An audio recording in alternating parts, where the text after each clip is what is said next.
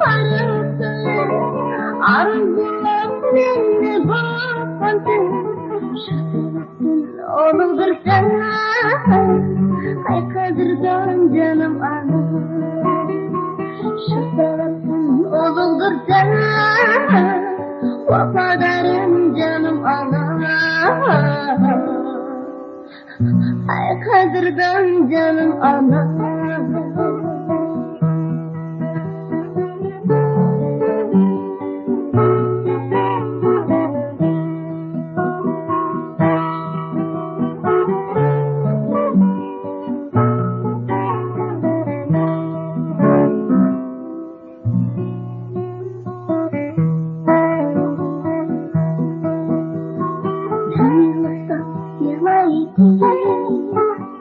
Başlarını sırlaydı, yılsam yılaydı. Başlarını sırlaydı, mikrofon karaydı, sonsuzunda silerdi.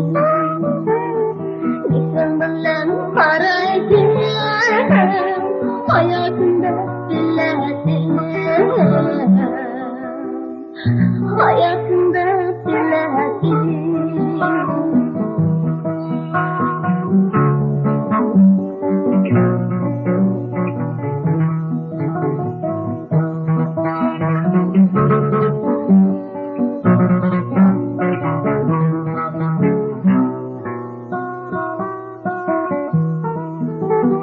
Neredesin aktı yaşlarım, bir ömür kaldı derlerim.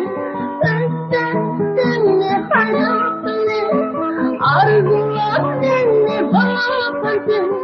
Şu sebepten oludur sana, ay kadırdan canım anam. Şu sebepten oludur sana, mihribanım canım anam. Mihribanım canım anam, ey vefadar canım anam.